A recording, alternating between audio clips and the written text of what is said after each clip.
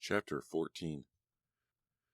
Nancy lifted her foot off the brake and eased the car forward a few feet, then quickly braked again. "We'll never get there," Emily whined. "The concert will be over, and we'll still be trying to get into the parking lot." "I can't even see Vet's auditorium from here," Jessie complained. "Give me a break," Nancy said softly, waiting for the car in front of her to move. "We still have half an hour. That should be enough time. Besides, there's always a warm-up band." "But the warm-up band is the Deltoids," Emily said, rolling down her window and trying to get some fresh air, but inhaling only car exhaust fumes. "Kathy saw them at a little club the last time they were in Waynesbridge, and she said they were awesome." "Awesome," Jessie laughed. "Emily, I never knew you to be such a teenager." Emily didn't return the laugh, and she didn't turn around to acknowledge her stepsister's presence in the back seat. Ever since the fire, Jessie had been extra nice to Emily, much too nice in Emily's opinion. She didn't want Jessie helping out with her chores and offering to run errands for her. She wanted Jessie to leave her alone. Emily knew that Jessie had tried to kill her. She was just waiting until Nancy had gotten the proof they needed. Then they would show Hugh and her mother. Then they would make sure that Jessie got the treatment she needed, and make sure that Jessie was safely out of Emily's life. In the meantime, Emily had been trying to stay as far away from Jessie as possible. Having to share the same car with her made Emily very nervous. She hadn't wanted Jessie to come to the rock concert with them. Emily had 3 tickets to the huge auditorium in Waynesbridge, the next town. One for herself, one for Nancy, and one for Josh. But at the last minute, Josh had to help out at his father's store. "Who should I invite?" Emily had asked Nancy. She didn't know that Jessie was eavesdropping. "Oh, please, please, please," Jessie started to beg. "Let me come with you. I'll even pay you for the ticket." Emily looked at Nancy as if to say, "Get me out of this fix. I don't want to give the ticket to Jessie." Nancy just shrugged. Jessie pleaded some more. Emily was about to tell Jessie no way when her mother entered the room. "Why is Jessie down on her knees begging like that?" she asked. Emily had to tell her. "Oh, of course Jessie can go," Mrs. Walner said, oblivious to the looks Emily was giving her. Jessie jumped up and down happily.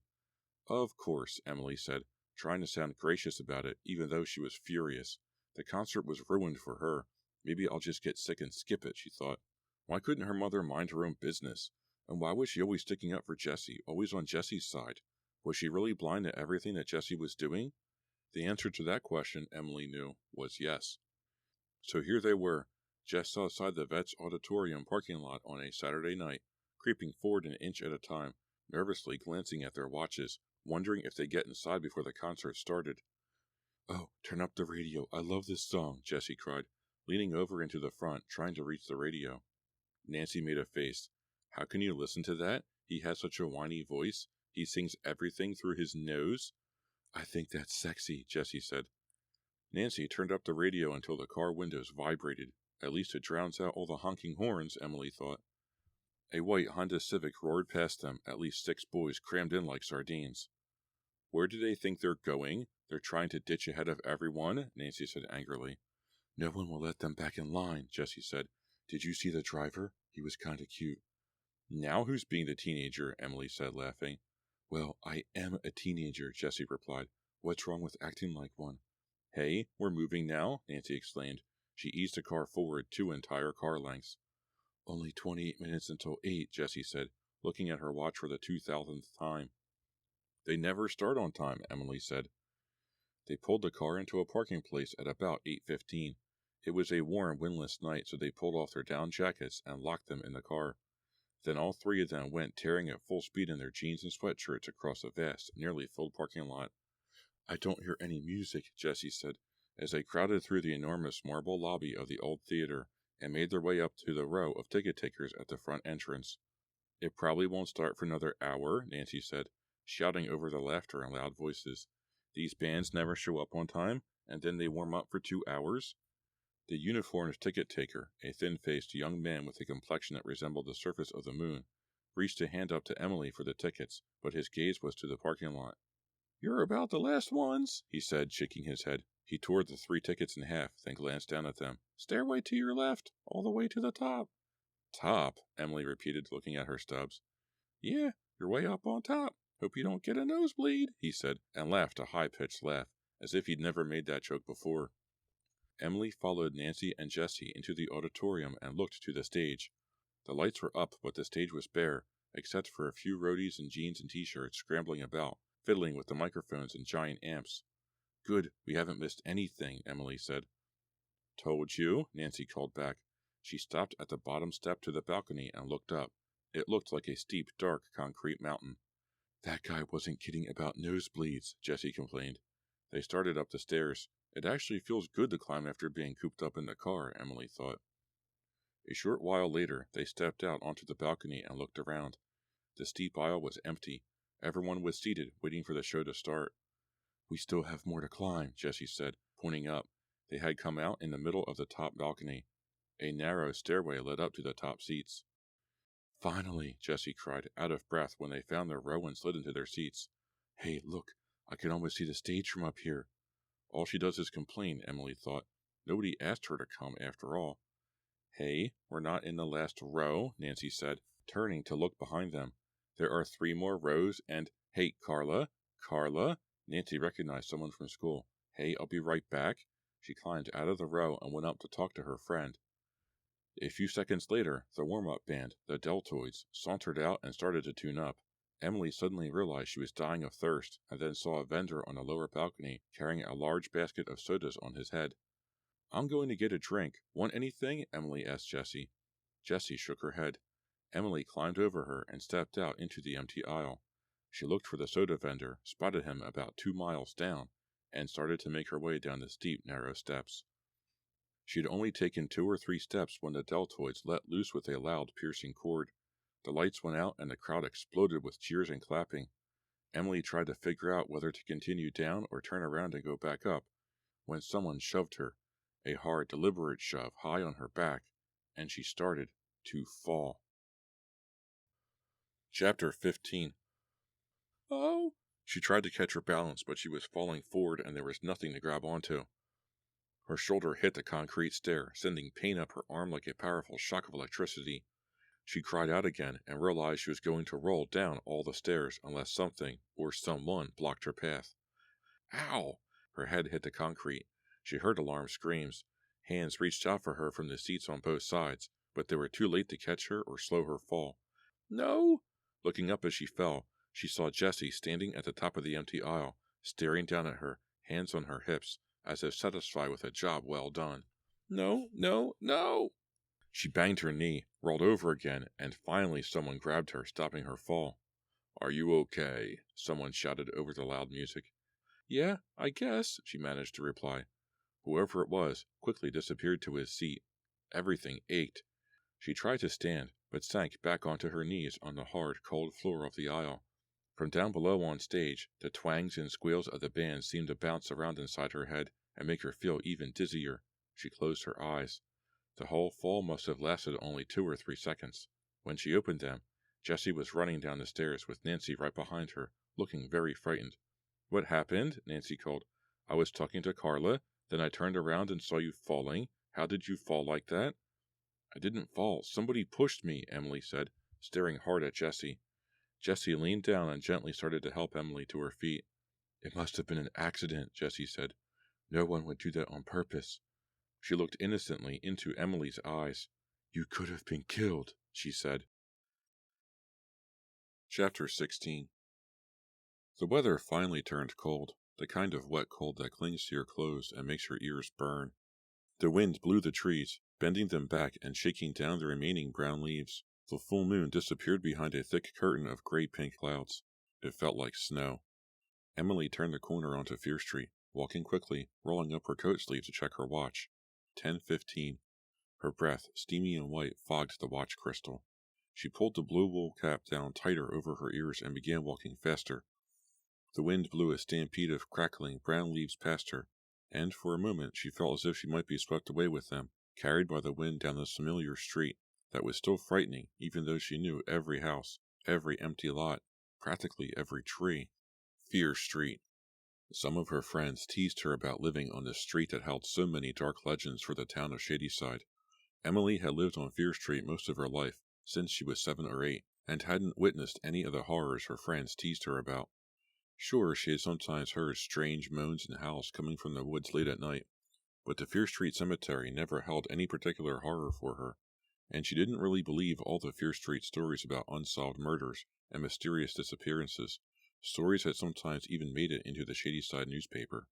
Nevertheless, she picked up her pace as soon as she got to Fear Street, jogging along the side of the narrow, tree-lined road as it curved toward her house, her heart pounding just a little faster than usual, her eyes wide, alert to anything that moved.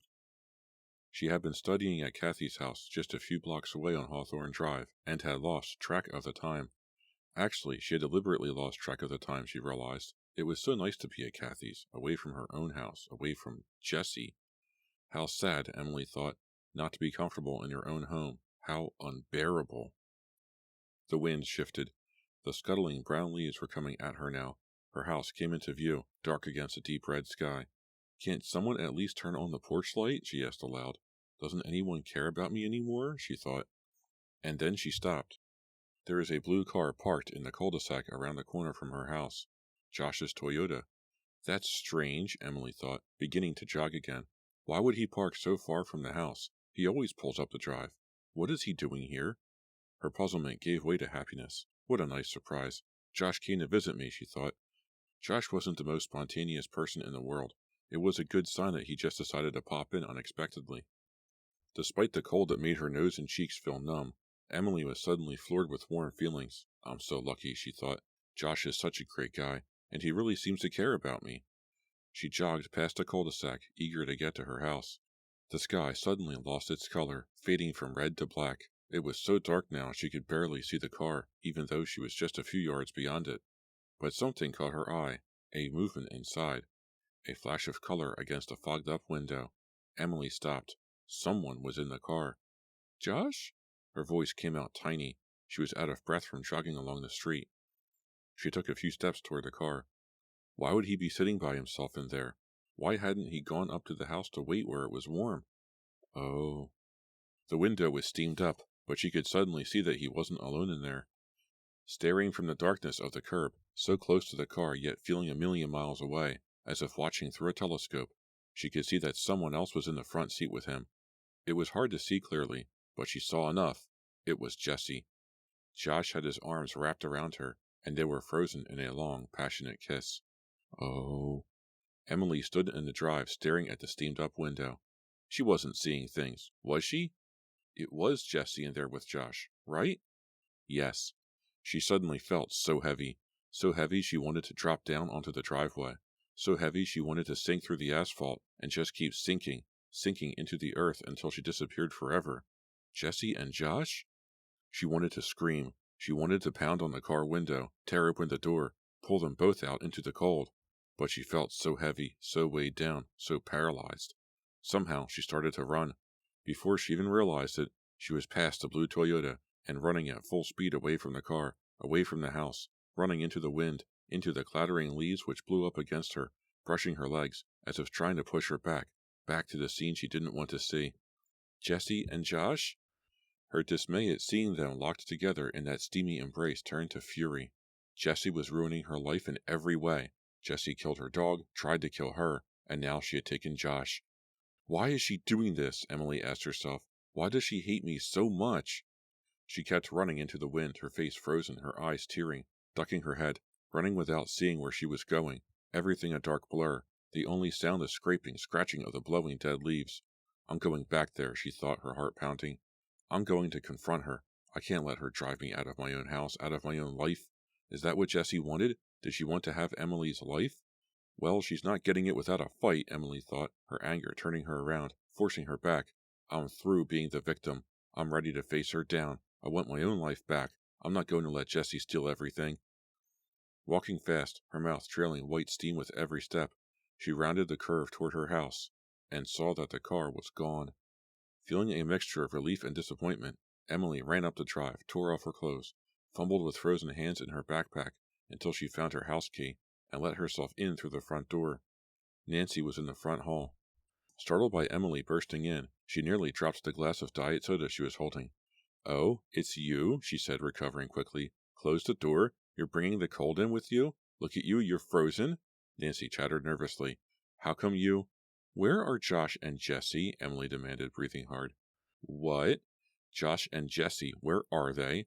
Emily leaned on the banister, trying to catch her breath. I don't know. I haven't seen them, Nancy said, confused. What's your problem, anyway?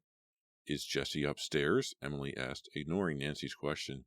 No, I don't think she's back. She went over to Krista's. At least that's what she said.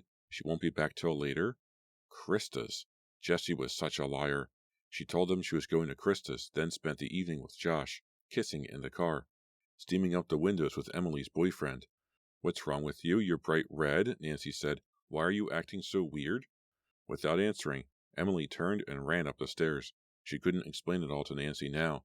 She knew as she started, she burst into tears.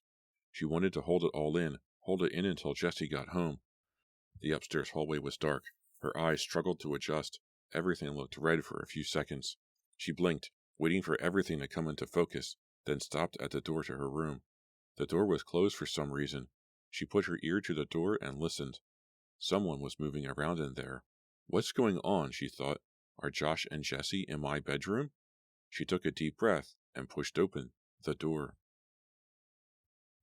Chapter 17.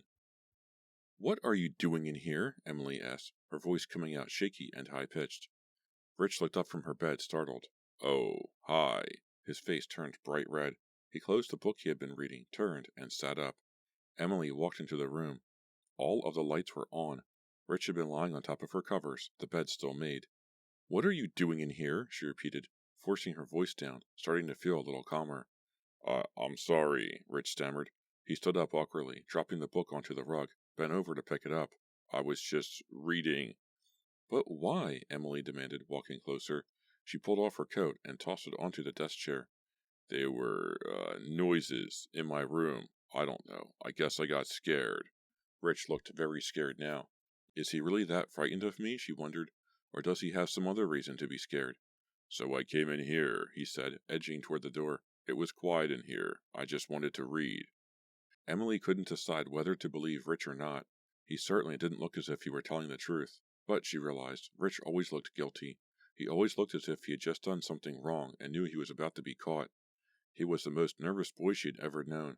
He had been living with her in the same house for weeks now, and Emily realized she didn't know the first thing about him, except that he was shy and liked to read horror novels, and that he was constantly getting into trouble in school and had been caught shoplifting a cassette.